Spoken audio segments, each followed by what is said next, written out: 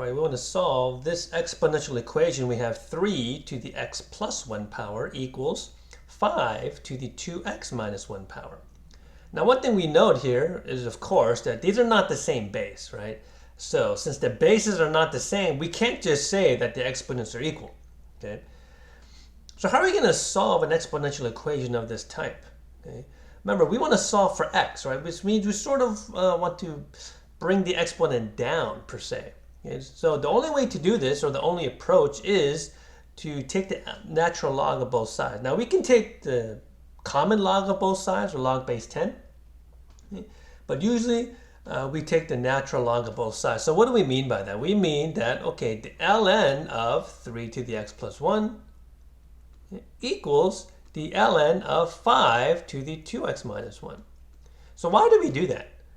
Well, the reason why we do that is because there's a rule for logs that says we can actually bring this exponent down, right? So what does this become then? This becomes x plus 1, okay?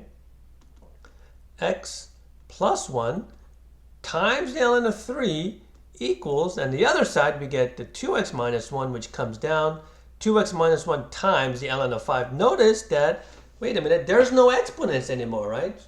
So this is just what we call a linear type equation. We should be able to solve this for x. Now, it does get a little bit messy here with the algebra, but what should we do first? Remember, this is a parentheses, right? So let's go ahead and distribute through. So we get x times ln of 3, because we're going to distribute, plus 1 times ln of 3. And here we get 2x times ln of 5. And when you distribute through, we get minus 1 times ln of 5 here. Remember, we want to solve for x, right? Which means we want to solve for x here, but okay, there's multiple terms with x, and there are also multiple terms without an x. So what we want to do here is we want to get all the terms with an x on one side. Okay, most students prefer the left side, right? So let's do that. So we get x ln of 3 minus 2x ln of 5.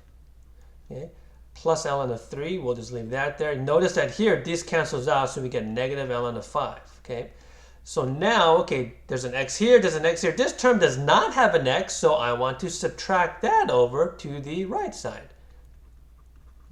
Notice that I get x times ln of 3 minus 2x times ln of 5 equals negative ln of 5 minus ln of 3. So on the left side now, we have two terms. They both have an x in it. Now I want to factor that out. I'll factor out the x. Okay, so we get x times, in parentheses, ln of 3 minus 2 ln of 5 equals negative ln of 5 minus ln of 3. Now what's the last thing we want to do here then? Right, the last thing we want to do is just divide this guy out. Okay, so what do we get? I'm going to write it on this side here. So on the right side, we have the numerator, negative ln of 5 minus ln of 3, all over ln of 3 minus 2 ln of 5.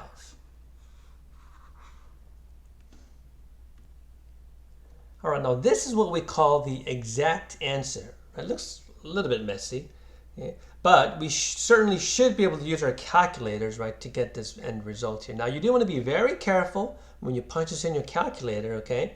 You know, a lot of calculators are a little bit different in how you're supposed to enter these guys in, okay? Now, you should get a final answer here of 1.277 and some change after that, right? If you round this to 2 decimal places, right, we get 1.28 as the final answer here.